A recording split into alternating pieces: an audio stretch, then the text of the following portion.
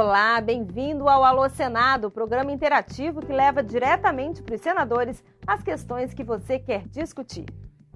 Com o fim da Copa do Mundo, existe necessidade de se investigarem os gastos públicos feitos por conta do Mundial? Por que não se faz uma securitização de dívidas rurais no estado de Goiás? E hoje é dia do tema da vez, que vai falar sobre a nova lei que destina aos cidadãos negros 20% das vagas em concursos públicos. O Alô Senado começa agora. Pelo Facebook, o Márcio manda sua opinião para o Alô Senado. Ele diz que espera ver uma CPI da Copa instaurada logo depois do fim do Mundial. Na opinião dele, é necessário investigar os gastos, o não cumprimento de prazos e possíveis casos de enriquecimento ilícito. O Márcio diz ainda que espera ver no Congresso os mesmos manifestantes que pararam ruas, ônibus e trens em todo o Brasil. Dessa vez, exigindo uma CPI padrão FIFA. E os parlamentares concordam com o Márcio? Com a palavra, o senador Randolfo Rodrigues. Olha, Márcio, você tem alguém que precisa de investigação, é a entidade organizadora do futebol brasileiro, a CBF. Esta precisa de uma boa investigação. Lá da cidade de Rubiataba, no interior de Goiás, o Jales Lima da Silva manda sua mensagem. Ele pergunta por que não se faz um processo de securitização da dívida rural para os produtores de Goiás. De acordo com ele, os trabalhadores da região estão endividados e só terão condições de trabalhar se a securitização for aprovada. Jales, para deixar bem claras as questões envolvidas no processo de securitização e para informar mais sobre os projetos de lei que podem ajudar quem tem dívidas rurais como você, o Alô Senado levou a sua pergunta ao consultor legislativo Fernando Lagares. O produtor está no estado de Goiás. O grande problema que tem para se fazer uma securitização de dívidas rural nessa região é o custo fiscal que seria elevado e a falta de acordo político.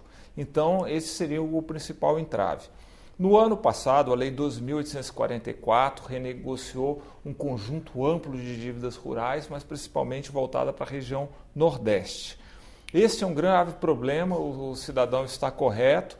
As renegociações de dívida rural no Brasil estão ocorrendo caso a caso, que faz com que o processo seja desgastante, longo e que cause muitos problemas, principalmente para a pessoa que precisa renegociar suas dívidas.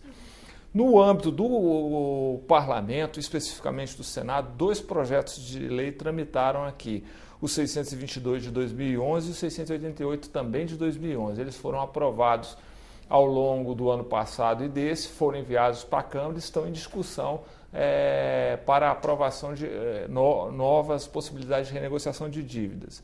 Mas eu entendo que a única solução para esse caso, talvez uma solução definitiva, seria um sistema de garantias de dívida mais adequado que desse ao produtor a garantia não só do crédito, mas também de uma remuneração. Isso poderia ser feito com a adoção do seguro rural no Brasil. Em maio, o Senado aprovou o PLC 29 de 2014, que garante a candidatos negros 20% das vagas em concursos públicos pelo período de 10 anos.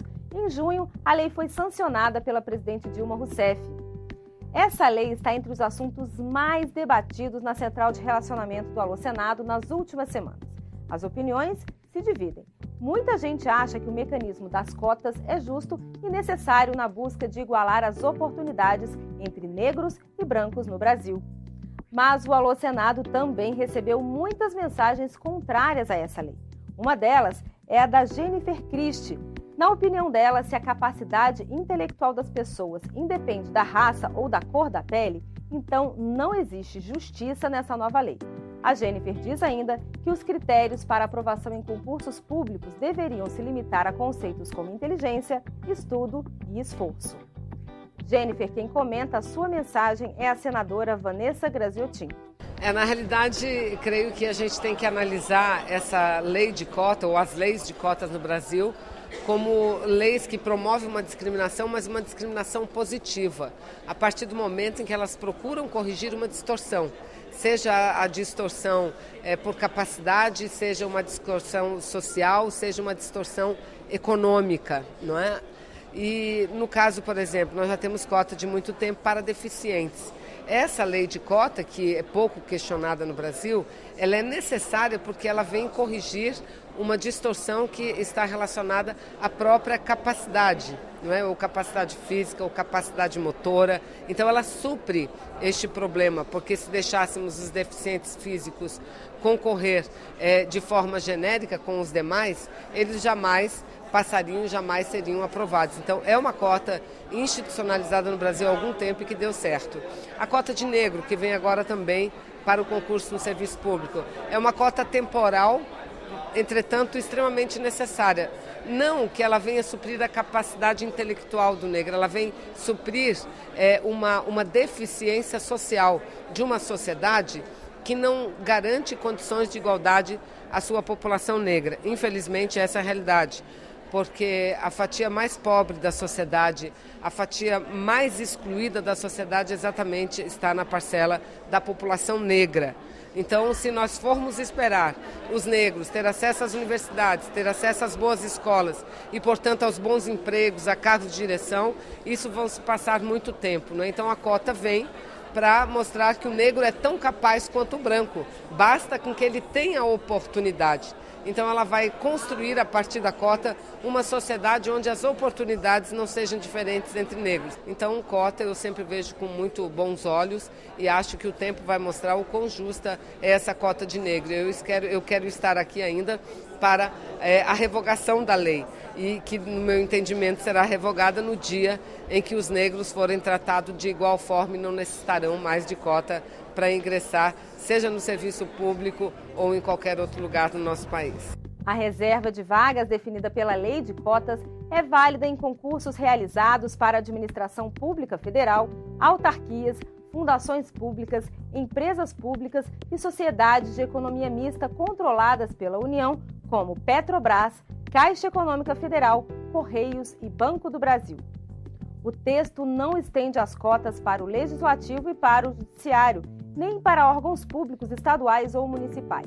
Mas o Senado decidiu, por conta própria, instituir a cota de 20% para negros e pardos nos seus concursos e nos contratos de terceirização. A gente confere agora mais detalhes sobre essa lei na matéria do repórter Hermes Coelho. Os afrodescendentes representam 50,7% da população brasileira, mas dados do Ministério do Planejamento indicam que apenas 30% dos servidores públicos federais são negros. Nas carreiras com melhor remuneração, o contraste é maior. Negros e pardos são 5,9% dos diplomatas, 12,3% dos auditores da Receita Federal e 14,2% dos procuradores da Fazenda Nacional. O projeto de lei destina 20% das vagas em concursos públicos do Poder Executivo Federal para candidatos que se declarem negros ou pardos. A medida vale por 10 anos e apenas para cargos com mais de 3 vagas ofertadas no edital. O Estatuto da Igualdade Racial, ele prevê que também dentro do mercado de trabalho se procure reduzir a desigualdade e promover políticas de inclusão. É aproximar o desenho da sociedade ao desenho que há no serviço público. Abre uma perspectiva muito importante, que é de trabalhar esse conceito de ações afirmativas no mercado de trabalho, que é um espaço onde as discriminações racial e de gênero operam de modo muito mais agressivo. E por hoje é só. O Alô Senado chega ao fim, mas fica aguardando a sua contribuição nos próximos programas. Mande a sua mensagem para a gente e faça parte das discussões que estão acontecendo aqui no Senado. Para enviar uma mensagem escrita, acesse www.senado.leg.br/tv. Para enviar um arquivo de vídeo com a sua pergunta, o endereço é o www.senado.leg.br/alôsenado. Nessa página, selecione a seção Fale com o Senado e clique na opção Vídeo. E se você preferir o telefone, é só ligar de graça para o 0800 61 22 11. A gente se vê no próximo Alô Senado. Até lá!